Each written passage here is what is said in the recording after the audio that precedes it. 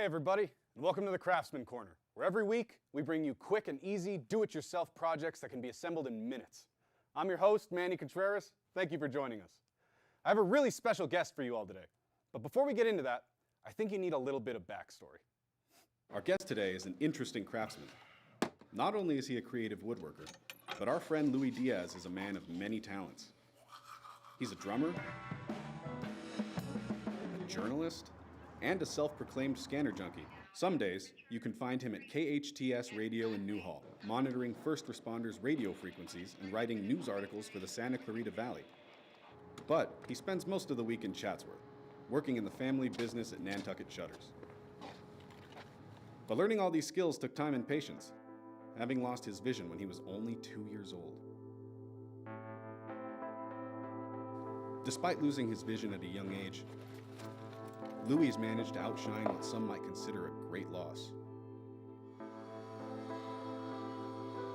He learned how to use woodworking tools between the ages of 10 to 15, and he hasn't put them down since. This creative craftsman has been bringing his wood designs to life and making our world a craftier place. Now it's my pleasure and great honor to introduce you to our guest, Louis Diaz.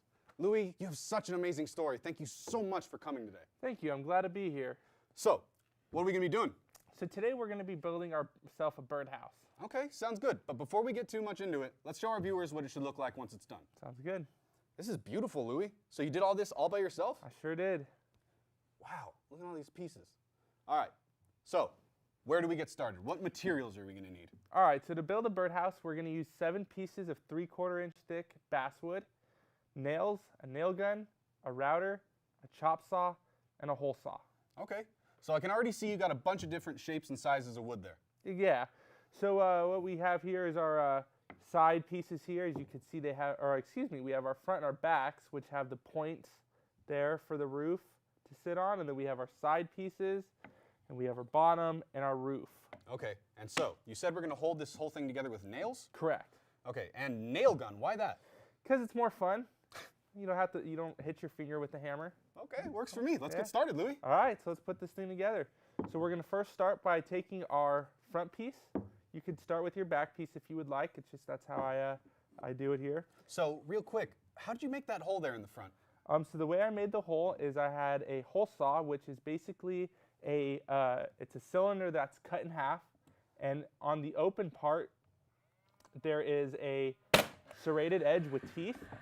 And then through the center of the hole saw, there's a shaft which connects to your drill press or your hand drill, depending on what you use. And it spins it and cuts a hole. And they make them in all different circumferences. That's amazing how you're using your fingers there to get that perfectly flush before you use the nails. Yeah, so when, being blind, you don't have your eyes to rely on, so you got to use your fingers. And sometimes that raises concerns for people watching because you can see my fingers very close to the gun. Naturally. Yeah, but what I'm doing is once I get it lined up, then I move my finger, put my other finger on the trigger, and then fire. Fancy, and okay. That way, and you got to be careful where your other hand is because the nail can come out of the side of the house. Oh no. And you don't want that to happen either. So you just got to be very careful. You got to take your time.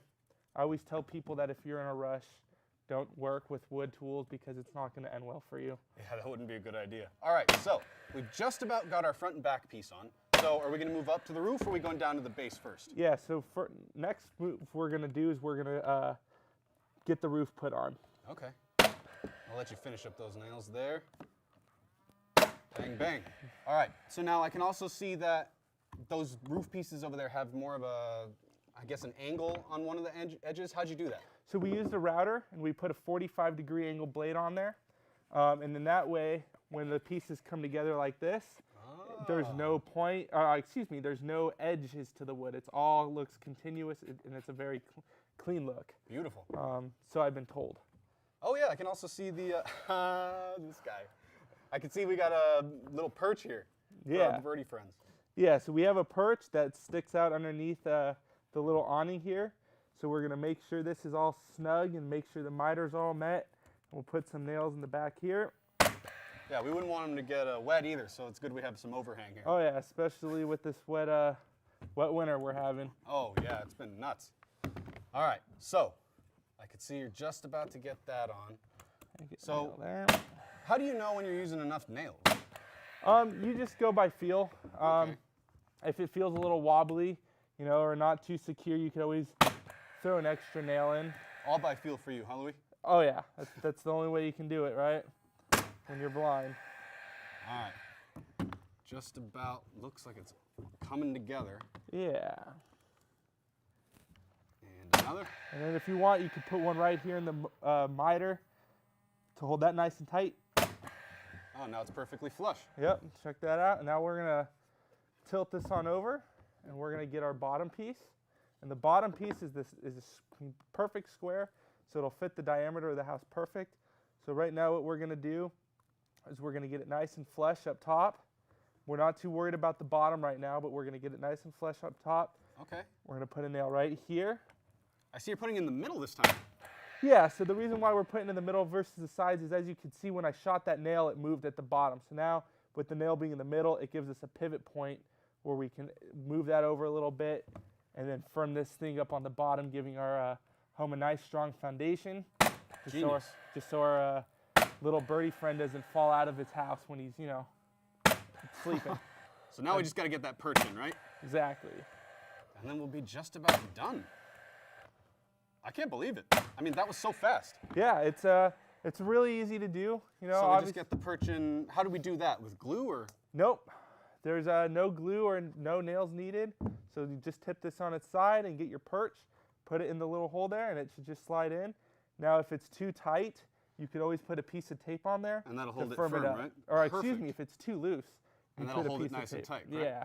And then there you go. Now you got yourself a completed birdhouse. That's beautiful, Louis. Thank you so much again for being here. And thanks everybody for watching who tuned in. That's our show. Till next time, I'm Manny Contreras. And don't forget, stay creative, my friends.